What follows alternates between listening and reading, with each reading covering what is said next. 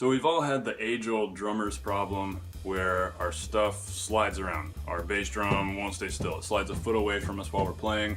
The hi-hat starts sliding away, the slave pedal on the double bass slides away. And that is the number one most irritating problem as a drummer. You can't focus on playing when your stuff's sliding around. It totally messes things up. So we want to solve that problem before it happens, take precautions to make sure it doesn't happen. Now, the first thing you want to do to make sure your pedals aren't going to move, just make sure they're on carpet. That's obvious. We all know that. Let's make sure our gear is on carpet, but really make sure that at least 2 legs of your drum throne are on the carpet also. If you've got 2 legs of the throne on the carpet and you've got your regular bass drum pedal attached to the bass drum on the carpet, the entire bass drum is on the carpet, so the spikes way out here on the bass drum are also on the carpet, plus your slave pedal is on that same piece of carpet, so is your hi-hat, then most likely nothing is going to move around. Having said that, sometimes things will still slide, especially a slave pedal, maybe a hi-hat, so you definitely want to take advantage of the spikes that your pedal probably has to help you out with that. Now, sometimes that's still not enough. Depending on how you're using the pedals, depending on how you're using this slave pedal, you might still have trouble with it moving around. For instance, so if you pay much attention to this, you realize, wait a second, something's up here. It's backwards. I've been using this on my cajon, so I've actually got I'll set my right foot up against it like this, and this is pressing the beater over here. If we hook this up just like so, you can kind of see what I'm talking about here, where we actually have a beater here attached to the slave pedal. And so the way I'm having to play this, I'll show you a shot of this in a minute so it makes sense. I've actually got my foot not entirely on the pedal. It's off here at an angle like this. And so this pedal will very easily start to move around.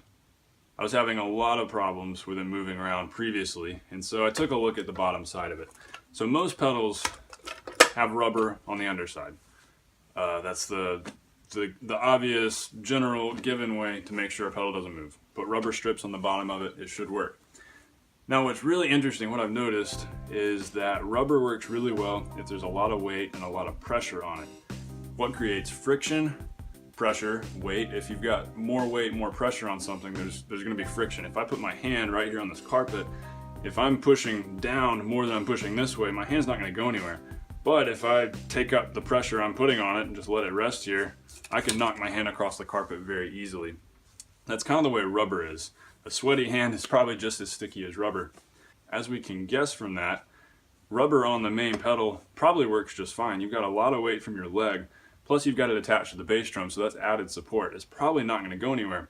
And I never had a problem with this pedal going anywhere with the rubber on the bottom. However, the slave pedal, when using it, especially with the cajon setup, where I've got it way out here in its own space and an angle with my foot coming at it like this, it really wants to slide around, especially the heel plate. So that's where Velcro comes in. The advantage to Velcro is that it will stick to something even if there's not weight on it. I can have this sitting here just like this, make sure it's rooted in there good, and I can start knocking at it with a little bit of weight because your foot's gonna have some weight. It's not going anywhere. In order to make this move, I'm really having to go at it like this and hit it at the side, which you're not gonna do while you're playing. I've used this for a few gigs so far and it hasn't failed me yet. Now, a disadvantage to Velcro, just sort of a disclaimer, is it's going to wear down a little bit over time, and it's going to collect dirt, hairs, like a piece of straw, whatever this is, over time, depending on where you're using it, how clean or dirty the carpet or the surfaces you're setting up on. So you'll want to make sure you keep it clean. It's got all these sharp little hooks. That's what Velcro is, and you can really feel how sharp they are if you move your hand on them. These are going to gradually wear down over time, so you might have to replace the Velcro eventually. But it works so much better than rubber that is worth it to me. The rubber that was on here before was actually coming off anyways, and so it needed a replacement. So that's really the only disadvantage I've found to using the Velcro. Otherwise, it works a lot better, especially combined with the screws. Here's what I did to replace the rubber with the Velcro. First, I just had to tear off the rubber, that simple. And I cleaned it off with just a little bit of like Windex surface cleaner, basic cleaning solution to try to remove any extra residue on there. Made sure it was clean and dry. I bought a pack of 3 pieces of Velcro, 3 rectangular pieces about this size, and trimmed them to fit. I was able to use one piece to do both the heel plates and then a piece here, 3 pieces total. When you buy a pack of this Velcro, it's got a sticky surface on it that sticks remarkably well, but I thought just as an extra precaution, let's screw it on anyways. So took all the screws out, put the Velcro on, put the screws back in. Had to poke holes in it to make sure I knew where the screws were going, but that actually wasn't very difficult.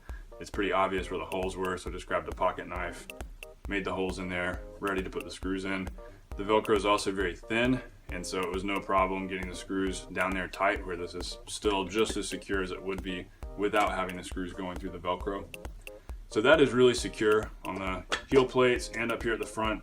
It's definitely not going anywhere. This Velcro is very sturdy, professional grade stuff, and it's not expensive at all. You can get so-called professional grade Velcro online for like 10 bucks for these 3 pieces. So let me show you how I've been using this pedal so you can at least understand a little bit better why I needed to put the Velcro on here and why it works so much better.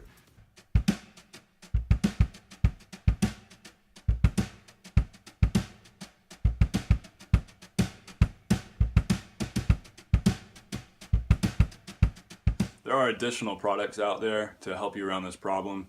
One of which you actually put your pedal sort of into a boot sort of thing, so it'll make sure that the pedal will not go any further because it's attached to your drum throne.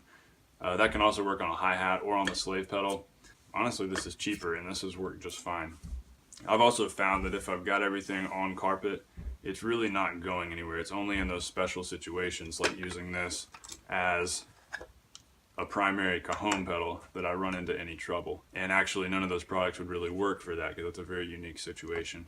Hey, I hope this video helped you get on the right track to keeping your bass pedal from sliding. If this did help, you know what to do. Subscribe, like the video, share with somebody. I'm posting a new video about drum tips, techniques, ideas, random drum stuff every week. Thanks so much for watching.